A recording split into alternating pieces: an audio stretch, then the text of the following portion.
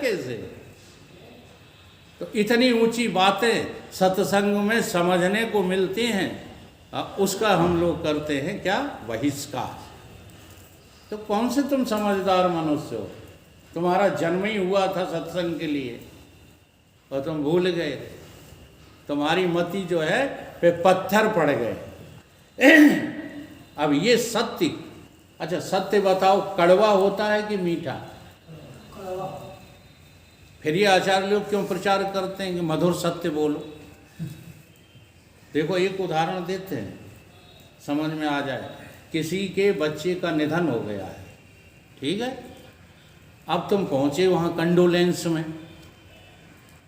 युवा लड़का है, तुम उसे समझाने लगो और सत्य बोलो, तो सत्य बात क्या है? सत्य बात क्या है वहाँ? सत्य बात है न जायते मरियते। सत्य तो ये है। अब तुम कह के देखना किसी की लड़की के निधन पे कि कोई मरा नहीं है, पिटोगे पार नहीं, तो वहाँ पर तुम्हारा क्या हाल होगा? सत्य बड़ा कड़वा होता है, सत्य से ज़्यादा कोई कड़वा है ही नहीं। जी हाँ, अगर सत्य को तुम पालन कर लो, अगर भगवान कृष्ण की बात अर्जुन ने मान ली है, तो फिर माधुर्य उसके जीवन का सब कुछ बन गया है। फिर तो सहद ही सहद है, मधुरता ही मधुरता है। कब? पालन करने के बाद। लेकिन पालन करने से पहले तो सत्य बड़ा कड़वा है, सुनने में कड़वा है, चखने में कड़वा है, पालन करने में कड़वा है कि नहीं? बहुत बड़ी सत्य बात है कि तुम कुछ करते नहीं हो, तुमने आज तक कुछ किया नहीं है, तुम आज तक कुछ कर नहीं सकते। इससे बड़ा सत्य नहीं है कोई, है स्वीकार किसी को? तो वो आए थे हमें बताने, ये किया नहीं तो ये सब कैसे हो गया है? ये रहस्य की बातें हैं। जब बहुत काल करे हो सत्संगा, तो ये रहस्य तुम्हारे जीवन में खुलने लगेंगे। बहुत दिनों तक हम भी गुमराह बने रहे, करने के चक्कर में ही तो वकालत पास कर ली, करने के चक्कर में अदालत में खड़े रहे 12 साल, बेवकूफ़ बने। बहुत सच्ची बात है। अकेले वकील ही नहीं, जज, कलेक्टर, जे नेता वेता, ये सब, ये संसार काहे से बना है? संसार का उपादान कारण क्या है? बताओ बाबा, जगत काहे से बना है? जगत अज्ञान का जो है बना हुआ है। जैसे रस्सी का न जानना, क्या दिखने लगना है? सर्प जो है रस्सी ने बनाया नहीं है महाराज। रस्सी का न दिखना, रस्सी का अज्ञान ही सर्प की उत्पत्ति दिखा रहा है।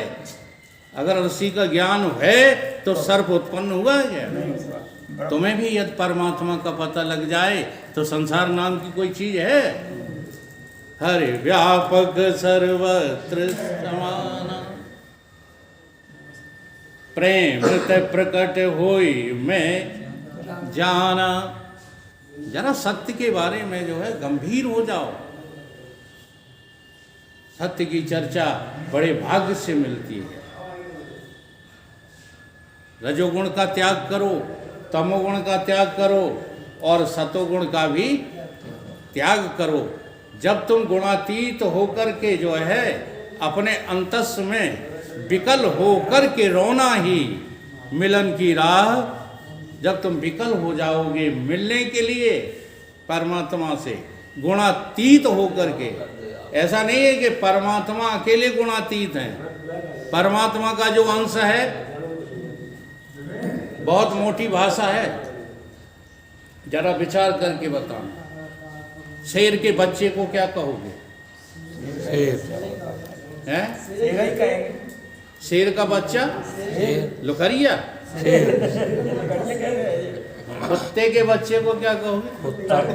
हाथी के बच्चे को क्या कहोगे? हाथी। इंसान के बच्चे को क्या कहोगे? इंसान। और भगवान के बच्चे को क्या कहोगे? भगवान। तो हो भगवान के नहीं। अगर तुम परमात्मा की संतान हो तो परमात्मा से जुदा कब हो बता दो? ईश्वर अंश जीव अविनाशी चेतन अमल सहज सुखरा। तुम जो हो तुम्हें अभी अपना पता ही नहीं है। तुम इस 3.5 हाथ के धोंधे को कहने लगते हो ये हम हैं। और जब से देह गेह निज माना तब से ही जीव ईश। तुम इसको मैं मान करके यहाँ फंसे हुए हो। कहाँ?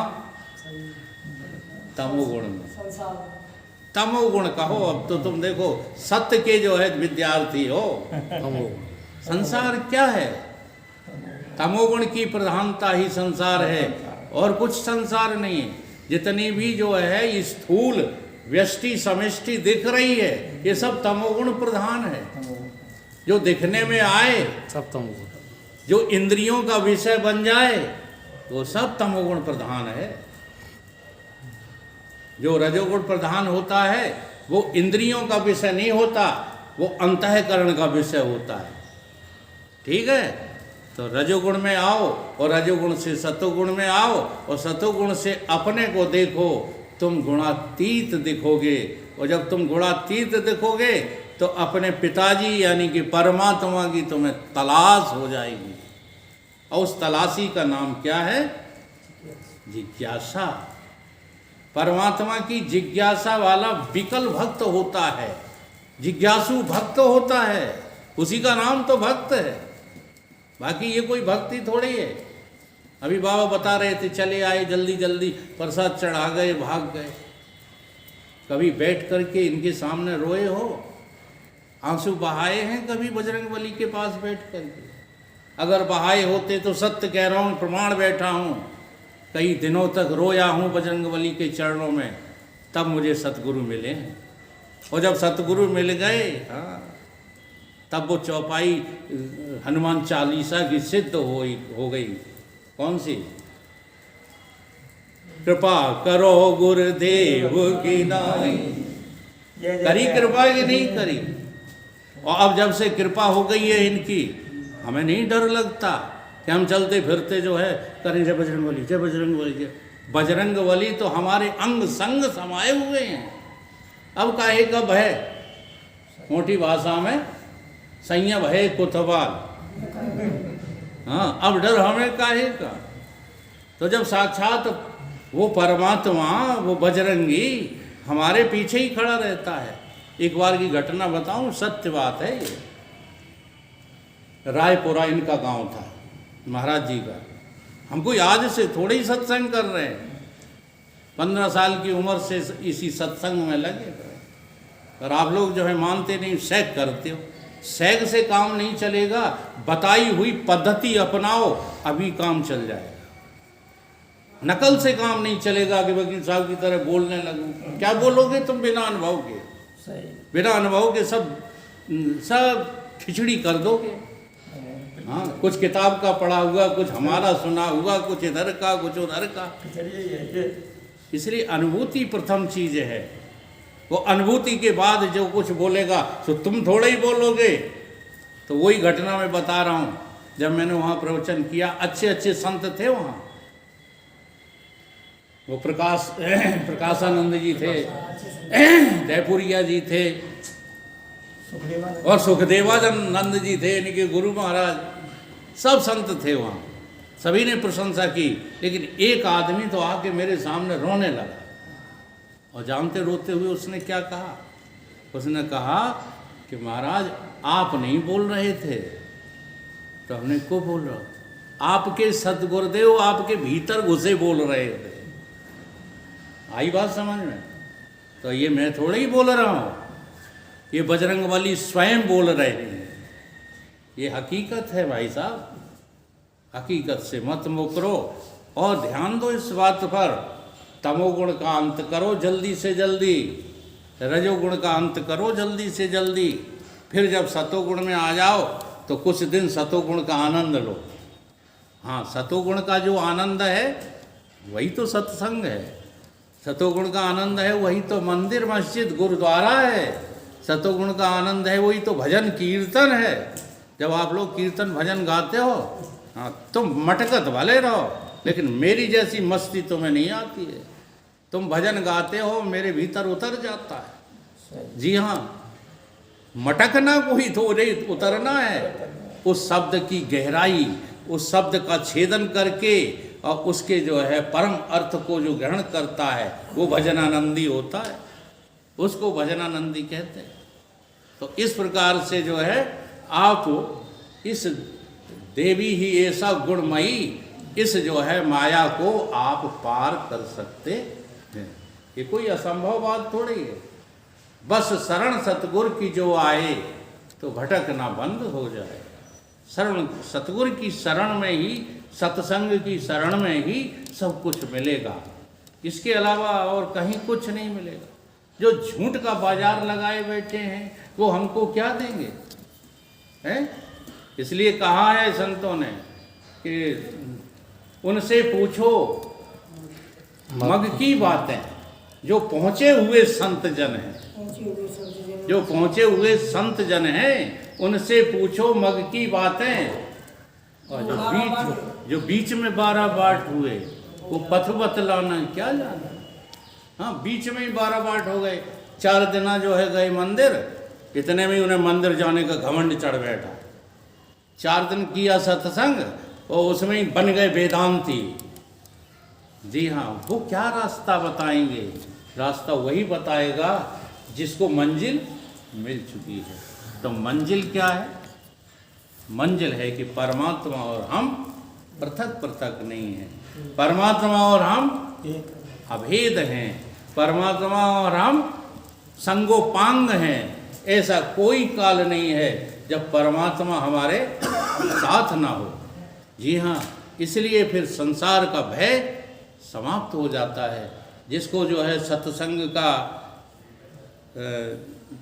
नशा हो जाता है, सत्संग की जो है रंग चढ़ जाता है, सत्संग का रंग, उसे फिर ये संसार भाता थोड़ी है। फिर संसारी लोगों की बातें भी बुरी नहीं लगती, सच बताऊं। अब बाबा कह गए, इनको भले बुरा लग गया हो, हमें बुरा थोड़ी लगा। हम तो उसको स्पष्ट कर रहे हैं, इनके लिए भी और बाबा के लिए भी। बाबा सुन नहीं रहे, ये बेचारे सुन रहे हैं तो आगे गलती नहीं करेंगे। हाँ जी, किसी को दोष मत दो, ये सारा संसार गुणाधीन है। हाँ, और संत जो है वो कहाँ बैठा है? एक बात और सुना दें, उसके बाद थोड़ा सा भजन। एक कवि और एक संत में भेंट हो गई। कविराज बोले संत से कि महाराज कुछ सुनाओ, तुम्हारे पास क्या है? संत ने कहा हमारे पास तो कुछ नहीं है, जो कुछ है सब कवियों के पास है, तुम ही बताओ तुम्हारी क्या स्थिति है। तो कवि बोला कि सुनो महाराज, जहां ना पहुंचे रवि तहां पहुंचे कवि। तो महाराज मुस्कुराने, उन्होंने कही बस। तो कविराज बोले इससे भी आगे कुछ है? आगे हाँ है। कही क्या है? कि जहां होता है दुनिया का अंत वहां बैठ रहता है संत। संत कौन होता है? आदि गुरु शंकराचार्य की प्रश्नावली में है कि संत संतो अखिल वीतरागा अपास्त मोहा शिव तत्व निष्ठा। जो उस परम तत्व में मगन रहता है उसका नाम है संत। इसलिए संतों की संगत करो, वही सत्संग है। भेषधारियों की नहीं, भले बुरा लग जाए, भेषधारियों की संगत नहीं, संत की संगत। कौन संत? जहां दुनिया का है अंत तहां बैठा है संत। इसलिए बड़ा भाग्य का विषय है और इस भाग्य को सराहिए। और ये जन्म मिलना बड़ा मुश्किल है। एक बार तुम चूक गए, हमारे गुरुदेव कहते थे चौपर का खेल है, एक चौपर का खेल, कि अब चौपर खेलते खेलते पौ पे अटकी आए, 84 को घूमकर। अब हमने तो नहीं देखा है, लेकिन बताते थे गुरुदेव कि उसमें 84 घर होते हैं चौपर में। मैंने नहीं खेला, मैं झूठ नहीं बोलता हूँ, न खेला न देखा, लेकिन गुरुदेव ने बताया है तो उसका मुझे तजुर्बा है कि इसी तरह का होता होगा। 84 घर होते हैं उनसे निकल करके गोटी आ जाती है कहाँ पर? पौ पे। पक्की हो 84 को भोग कर अब पौ पे अटकी आए और अब की पासा ना पड़ा तो फिर 84 जाए। तो भैया इस जन्म से बड़ा कोई जन्म नहीं है। इसको जो है महत्व दो। ये भोगों के लिए नहीं है, हाँ, ये 12 बाट होने के लिए नहीं, पैसा कमाने के लिए नहीं है, ये वैभव कमाने के लिए नहीं है। केवल मनुष्य का जन्म है परमात्मा को पाने के लिए। कर इसी जन्म में प्रभु को पाया नहीं, कर इसी जन्म में प्रभु को पाया नहीं। तेरे नर्तन के पाने से क्या फायदा, तेरे नर्तन के पाने से क्या फायदा। जिंदगी की अगर शर्त पूरी न हो, जिंदगी की अगर शर्त पूरी न हो। जिंदगी यूं गंवाने से क्या फायदा, जिंदगी यूं गंवाने से क्या फायदा। अगर इसी जन्म में प्रभु को पाया नहीं, अगर इसी जन्म में प्रभु को पाया नहीं। तेरे नर्तन के पाने से क्या फायदा, तेरे नर्तन के पाने से क्या फायदा। तेरे सौभाग्य से शुभ समय मिल गया, तेरे सौभाग्य से शुभ समय मिल गया। इसके उपयोग का योग कर ना सके, इसके उपयोग का योग कर ना सके। जो समय को समय पर न समझा सही, जो समय को समय पर न समझा सही। व्यर्थ अवसर गंवाने से क्या फायदा, व्यर्थ अवसर गंवाने से क्या फायदा। अगर इसी जन्म में प्रभु को पाया नहीं, अगर इसी जन्म में प्रभु को पाया नहीं। तेरे नर्तन के पाने से क्या फायदा, तेरे नर्तन के पाने से क्या फायदा। मूल भी है सही, वृक्ष भी है सही, मूल भी है सही, वृक्ष भी है सही। डालियां भी सही, पत्तियां भी सही, डालियां भी सही, पत्तियां भी सही। फिर भी आनंद फूले नहीं, फिर भी आनंद फूले नहीं। फिर भी आनंद के फूल फूले नहीं, फिर भी आनंद के फूल फूले नहीं। ऐसे ऋतुपत के आने से क्या फायदा, ऐसे ऋतुपत के आने से क्या फायदा। अगर इसी जन्म में प्रभु को पाया नहीं, अगर इसी जन्म में प्रभु को पाया नहीं। तेरे नर्तन के पाने से क्या फायदा, तेरे नर्तन के पाने से क्या फायदा। तेरे नर्तन के पाने से क्या फायदा, तेरे नर्तन के पाने से क्या फायदा। तेल साबुन से धोया है मलमल के तन, तेल साबुन से धोया है मलमल के तन। प्राग काशी अयोध्या गए वृंदावन, प्राग काशी अयोध्या गए वृंदावन। फिर भी निर्मल हुआ ना अगर तेरा मन, फिर भी निर्मल हुआ ना अगर तेरा मन।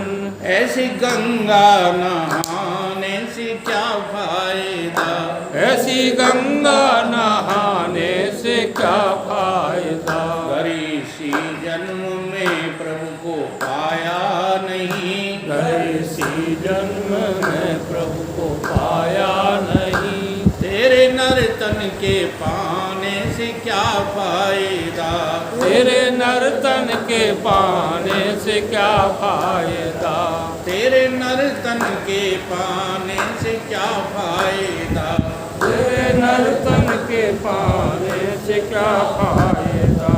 मीठी वाणी न बोली नहीं जान कर, मीठी बोली न बोली कभी जान कर, मीठी वाणी न बोली कभी जान कर, मीठी वाणी न बोली कभी जान कर। विष भरी बोली बोली है विष घोल कर, विष भरी बोली बोली है विष घोल कर। तेरी बोली से गोली का गर हो असर, तेरी बोली से बोली का गर हो असर। ऐसे गाने बजाने से क्या फायदा, ऐसे गाने बजाने से क्या फायदा। करे इसी जन्म में प्रभु को पाया नहीं, करे इसी जन्म में प्रभु को पाया नहीं। तेरे नर्तन के पाने से क्या फायदा, तेरे नर्तन के पाने से क्या फायदा।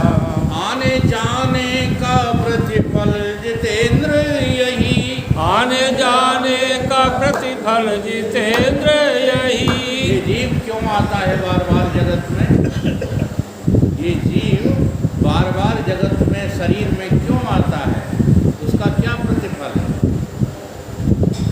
उसका क्या प्रतिफल है। आने जाने के बंधन से मुक्त हो जाए। हाँ जी, आने जाने का प्रतिफल जितेंद्र यही, आने जाने का प्रतिफल जितेंद्र यही। आने जाने के बंधन से निर्मुक्त हो, आने जाने के बंधन से निर्मुक्त हो।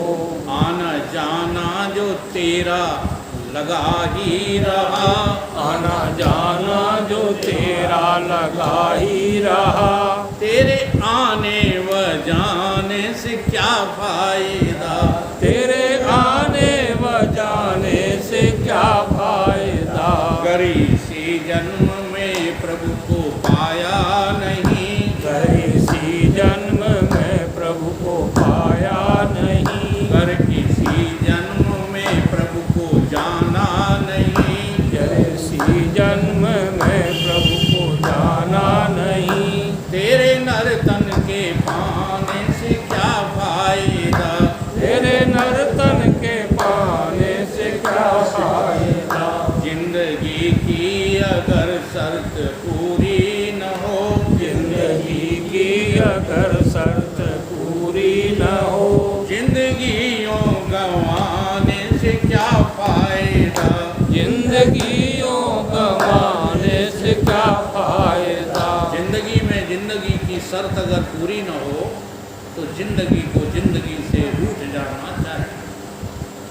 ठीक है, तो जिंदगी की शर्त क्या है, भगवान की प्राप्ति, और भगवान की प्राप्ति का सर्वोच्च साधन क्या है, सत्संग।